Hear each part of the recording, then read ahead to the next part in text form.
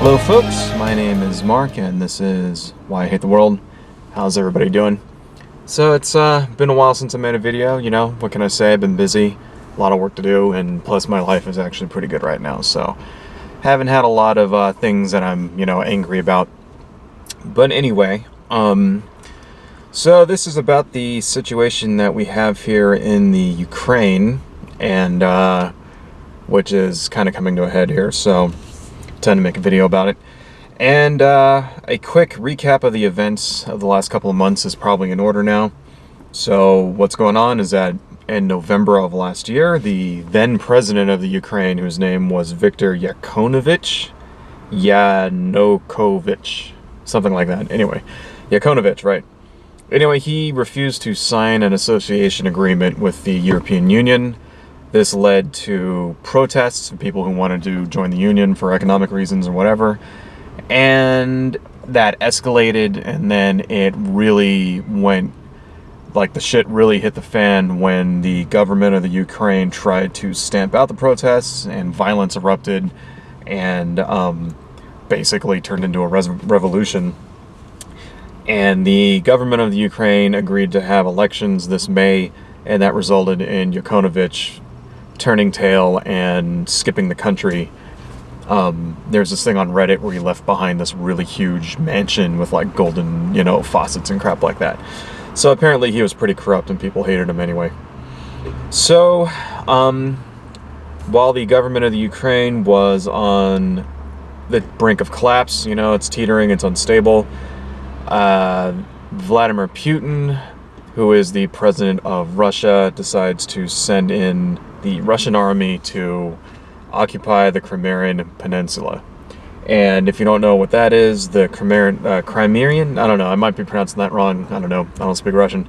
The Crimean peninsula is the southern tip of the Ukraine, and there's a very large portion of Russian native ethnic speakers there, and also a couple of Russian naval bases, and it's essentially Russia's only port into the Mediterranean, because it goes into the Black Sea, and then there's like a canal that goes to the Mediterranean, I think. And thankfully so far the occupation has been described as bloodless. There hasn't been it hasn't degenerated into an all-out war. In fact, from what I understand, there's actually a large portion of the population there in Crimea support the Russians, because this territory actually was part of Russia up until about 1959, I think. But by then they were already in the Soviet Union anyway, so it didn't really matter. Both Ukraine and Russia were in the Soviet Union, so it didn't really matter at that point. But anyway, but that was the excuse that Putin gave to send in the troops, was to protect the native ethnic Russians in that area, which everybody knows is horseshit. It's really about protecting his ports, but whatever. So that's what's going on in the Ukraine, right? So on the domestic front, President Obama has made no moves to do anything militarily to challenge the Russians in their occupation of the Ukraine. He hasn't sent any ships. He hasn't done anything to escalate this to, with the military. Nothing, right? And I think I agree with that 100%. I'm very, very happy that he's not even trying to play chicken, not blustering, not doing any of that shit. Because, we just got out of a 8-year war in Iraq. We still have one in Afghanistan, right? We've spent the last, since 2001 almost. 2002, the last, 12 years in a state of war, it's like the last thing we need is to get in a pissing match with the Russians, and never mind the fact that could, spark off World War fucking III, so. But, however, the conservatives back home, the conservatives and the Republicans have taken Obama's unwillingness to engage the Russians militarily as a sign of weakness, again, and they're using it to slam his foreign policy, which is, bullshit. So pretty much all of the big Republican talking heads have come out and basically called Obama weak. What was it? Chris Wallace on his Fox show had Robert Gates, who was the old Secretary of Defense, and he kept trying to get Robert Gates to criticize Obama, and Robert Gates wouldn't do it because Robert Gates is actually said that the Republicans should hold off on their criticism during a national crisis, you know, which is like, if you remember way back in 2001, that's the exact same thing we did, you know, when 9/11 and George Bush, and everybody said, okay, because up to 9/11, you know, remember back, right, George Bush was kind of like a joke president, you know. There was like a TV show about him, you know, from the South Park guys, That's My Bush and all that, and he was pretty much already a lame duck by that point, you know. And then September 11th happens, and then everybody goes, okay, time to get behind the president, right? That was the message, and you know what? People did, right? And that's what Robert Gates is saying right now, and Chris Wallace kept trying to goad him into talking shit, and he wouldn't do it, you know. But all the other Republicans have come out, you know, Dick Cheney came out and he says that, you know, Putin made this move because Obama's weak somehow, right? Ted Cruz tried to link this to Benghazi. Marco Rubio said, you know, that we should punish Russia. He had he had an op-ed in Politico, the 8 steps that Obama should take to punish Russia, you know, all this stuff, you know. And it seems like the message they're trying to do is they're trying to compare this to Syria, which I think is kind of ridiculous because Syria worked out pretty well, you know. If you think back, they pretty much in Syria used to show the threat of force in order to get the Syrian governments to disarm their chemical weapons, and it didn't have to degenerate into a war, you know. We didn't have to use sanctions and shit like that. And so somehow, I guess the fact that we didn't go and blow up Syria is a sign of, even though we got what we wanted, is kind of like a sign of weakness to like the Republican Party, and now they're trying to bend that message, you know, and apply that to this you know, Ukraine situation, which is a load of fucking bullshit. But anyway, so Obama himself in the meantime has essentially told all the Republicans to go fuck themselves, which is awesome. And the White House pushed back on these statements, and they've characterized, you know, it basically said like trying to compare this to Syria is a load of horse shit, and it just doesn't make any sense, which I believe, you know.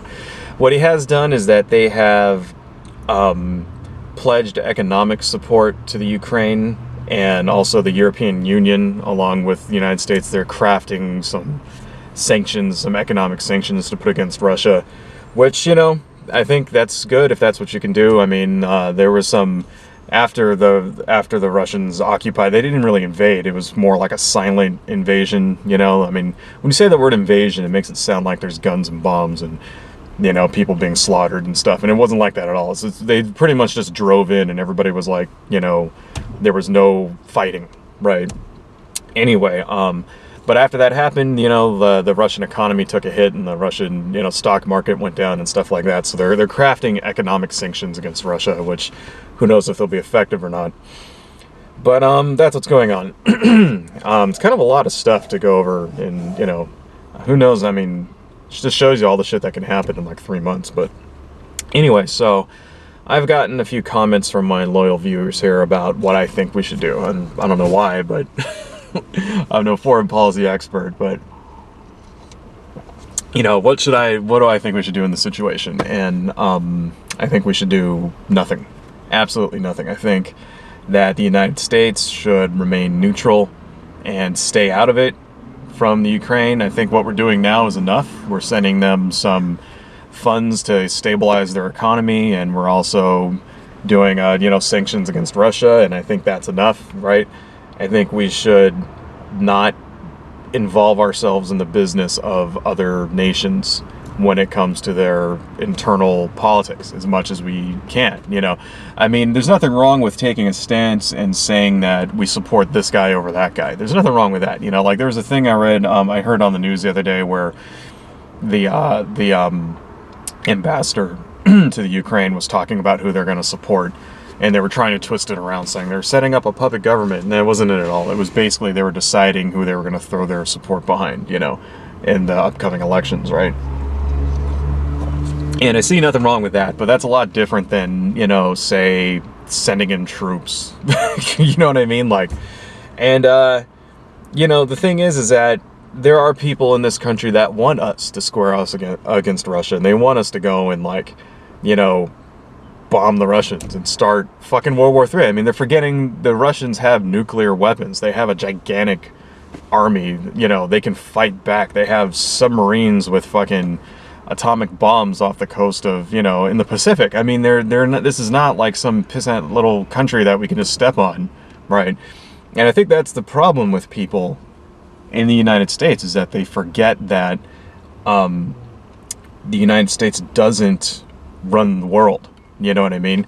They think that all these other countries out there are just like states like we have here, you know, because people in the US are fucking stupid.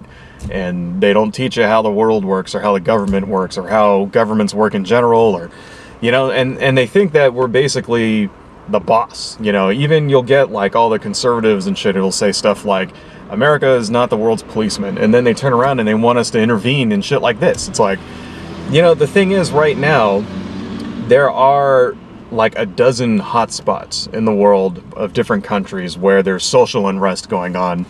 And, you know, lots of places, you know, in Spain, there's protests right now occurring in Spain and in Romania and Brazil and Venezuela and Thailand and fucking Egypt again, and Greece and Turkey and all these other fucking places, even Iran. I read a thing about even North Korea. There's protests starting in North Korea. I don't know how well they're going or whatever, because it's hard to get information out of North Korea. But, you know, so what do? Do we just go and intervene in all of these different places? You know, like, why would we do that? You know, why should we choose one over another? It's better to just, you know, just leave them alone. You know, like, this is what it looks like, right? When people take control of their country. This is what it looks like when democracy is born, okay? Is when there's people in the streets demanding things from their government which has not been providing, right? And we should not interfere with that, you know, because it has to come from the ground up, right? People won't accept it if they think that the United States went in and put in a puppet dictator or whatever. That's not how it works. People won't accept it, and it'll just happen again. And it's better just to let the people there figure out what they're going to do. You know, let them take control of their own country with little interference. You know, maybe we support some people and we don't support other people, but we don't basically do it. You know, let them do their thing, and then we deal with the government that forms afterward. And that's how it should be, because that's how democracy is birthed. You know, and we have no business dictating to people what their governments should be like, right? So we should basically just sit back, I think, and just fucking, you know, watch the show and deal with whatever happens afterwards. And even if whatever happens afterwards is not the thing that, you know, we personally wanted in our country, even if it's not advantageous to us, that's the way it's got to be. I don't know. That's what I think. Adios, folks.